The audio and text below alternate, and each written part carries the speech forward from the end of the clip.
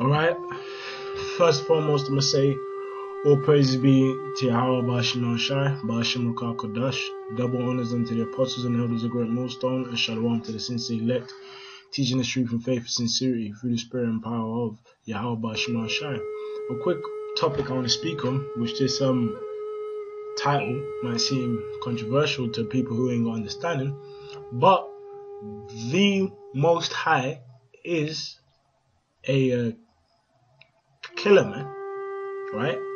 The Most High is a killer, and that's one characteristic of him, man. He actually kills people, man, right? And if you're emotional and without understanding, you'll be like, what are you talking about? Well, that same story that, you heard when you was growing up about the 12 tribes coming out of Egypt. Well, when the 12 tribes had safely crossed the Gulf of Suez, right? The Egyptians that came after them got killed completely, man. The same thing happened when the Lord brought a massive flood upon the earth, right? The same thing that happened. When he brought the big flood upon this earth, when he brought it upon the earth, a lot of people died. So essentially, he killed them, right? And really, when the scripture says this here, Exodus 20 and 13, it says, "Thou shalt not kill." When you go into what the word kill there means, it really means to murder, right? Now, murdering a person according to the scriptures is when a person is put to death unrighteously, right? According to the scriptures, there's certain accounts and certain laws whereby a person can be killed, man. But to actually murder a person without any form of cause, right? That right there is wickedness, man. But anyway, to prove the point I'm talking about, the Most High, I'll read it here. This is Exodus 14 and 10. "And when Pharaoh drew nigh, the children of Israel lifted up their eyes, and behold, the Egyptians marched after them. And they were so afraid, and the children of Israel cried out unto the Lord. And they said unto Moses," which this point proves that these guys are Israelites, man. This is Jake talking shit. It says, "Because there was no graves in Egypt, hast thou taken us away to die in the wilderness? Wherefore hast thou dealt thus with us to carry us forth out of Egypt? Is not this the word that we did tell thee in Egypt, saying, Let us alone, that we may serve the Egyptians? For it had been better for us to serve the Egyptians than that we should die in the wilderness."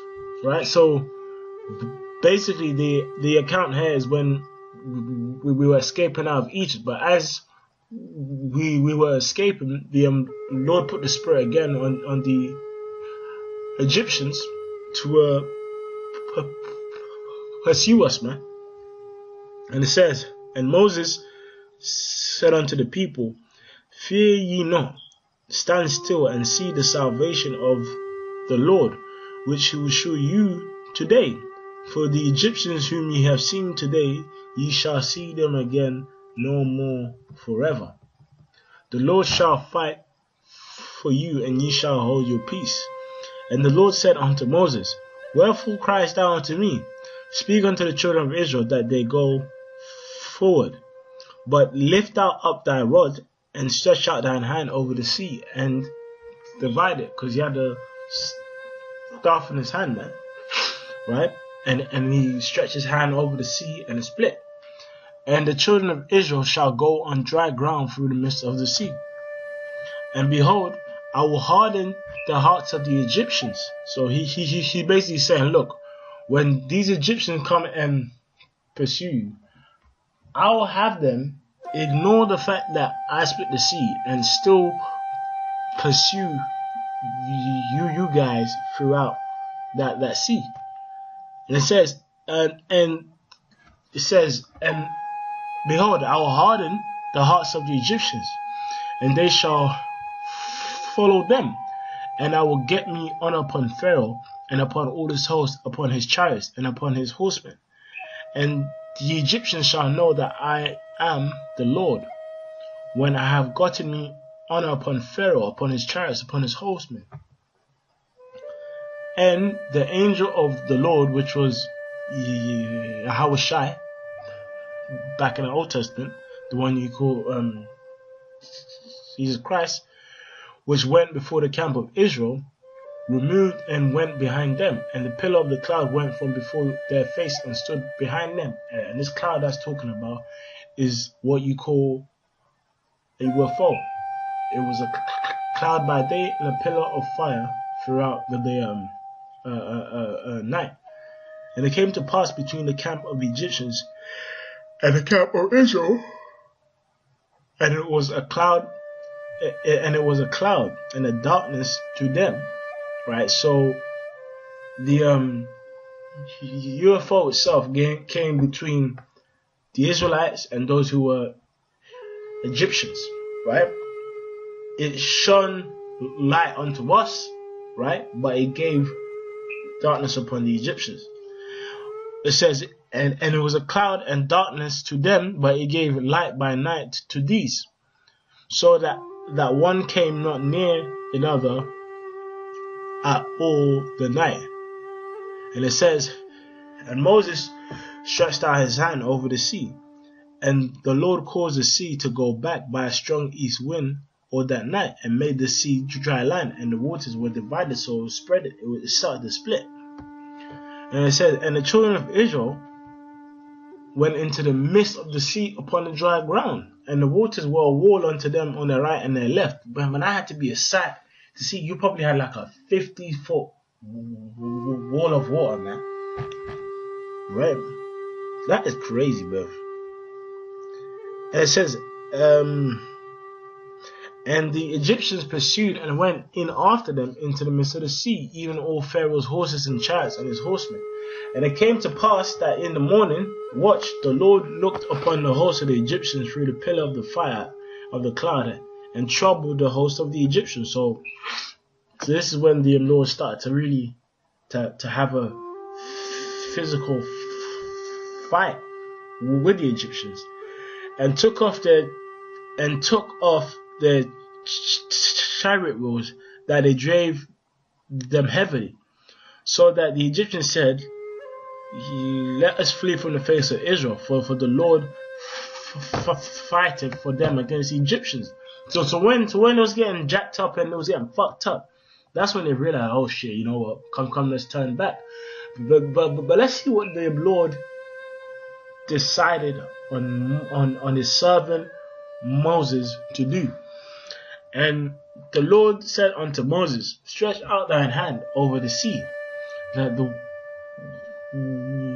waters may come upon the Egyptians, and upon the chariots, upon the horsemen. So before, the sea was split and Israel went through upon dry ground onto the other side. But now we're saying, okay, now that they've gone through, let these Hamites be stuck there and let that water shut upon them, which essentially would drown all their host. And it says, and Moses stretched forth his hand over the sea, and the sea returned to its strength. And when the morning appeared, and the Egyptians fled against it, and the Lord overthrew the Egyptians in the midst of the sea. So the Lord essentially caused that sea to close again into itself, and he killed all the Egyptians that were in the army persecuting the children of Israel. And it says, and the waters returned and covered the chariots and the horsemen. So the Lord killed the men and even the actual horses itself. And all the host of Pharaoh that came into the sea after them, there remained not so much as one of them. But the children of Israel walked upon dry land in the midst of the sea, and the waters were a wall unto them on their right and their left. Thus the Lord saved Israel that day out of the hand of the Egyptians, and Israel saw the Egyptians dead upon the shore. Who caused the Egyptians to be dead upon the shore? That was the Lord. Thus the Lord saved Israel that day out of the hand of the Egyptians, and Israel saw the Egyptians dead upon the shore. And Israel saw what work the Lord did upon the Egyptians, and the people feared the Lord and believed the Lord and his servant Moses. And when we saw, you know what happened, we gave him honor and praise. This is Exodus 15:3. The Lord is a man of war. Yahweh is his name. Pharaoh's chariots and his hosts has he cast into the sea. His chosen captains are also drowned in the Red Sea. The depths have covered them. They sank to the bottom as a stone. Thy right hand, which is Yahweh Shai, O Lord, is become glorious in power. Thy right hand, O Lord, had dashed in pieces the enemy. Right? So it's like it's like look, man. So the actual great event, right? That people spoke on, as the story of Moses in Egypt and the 12 tribes of Israel, right? The Lord actually killed a lot of the Egyptians. The Lord didn't just kill the firstborn of man and beast in Egypt. No, when Pharaoh and his chariots came to pursue us, the Lord killed all of them too, man. Right? That's why the scripture says his thoughts are not your thoughts, and his ways are not your ways. Because see, everyone thinks the Heavenly Father is a bigger, like a bigger teddy bear or something. Like he's just like, I can't hurt a fly. No, the Heavenly Father will smoke you, man. And that's what he did then. This is Isaiah chapter 45:7. I formed the light and create. Now I'm gonna start from 6, that they may know. I'm gonna start from 5. I am the Lord, and there is none else, and there is no power beside me. I girded thee, though thou hast not known me, that they may know from the rising of the sun and from the west, that there is none beside me. I am the Lord, there is none else. I form the light and create darkness. I make peace and create evil. The Lord Yahweh doeth all these things. Right? So, like, for all you people who think God could never hurt, God could never hurt a fly. Well, guess what? He smoked the Egyptians, man. He killed the firstborn son of man and beast, and drowned their fucking army with their horses there, man. This is Psalm 68:20. He that is our Lord is the power of salvation. Right? And unto the Most High, the Lord, belongeth the issues of death. So when someone dies, it's controlled by the Heavenly Father, man. Right? Through his Son. This is Deuteronomy 32:39. It says this. Right? See now that I am He, and I am He, and there's no power with me. I kill and I make alive. I wound and I heal. And neither is there any that can deliver out of my hand. So anyone who says the Heavenly Father is just, Well, he says he kills. He says, I kill and I make alive, and I wound and I heal. Neither is there any that can deliver out of mine hand. So that's how you see, right? Even the whole event of the Passover when the Egyptians were coming against us, that is an example of the power of the Lord being a killer, man. Right? This is Jeremiah 5:4. Therefore I said, surely these are poor, which poor can be applied to just spiritual being, just low. Right?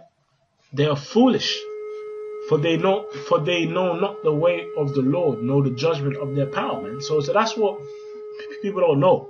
Like a lot of people who act like they just know God and know His way, they don't. But it says, I'll get me unto the great men, great millstone, baby, and will speak unto them, for they have known the way of the Lord and the judgment of their God. But these have altogether broken the yoke and burst the bonds. So we, through spirit and power, Yahweh Shemel Shai, to the hopeful elect, know the way of the Heavenly Father, man, right? And part of His way is that the Lord kills people, man. So with that, I'm gonna say all praises be to Yahweh Shemel Shai, double honors to apostles and elders of GreatMillStone. With that, I'm gonna say Shalom.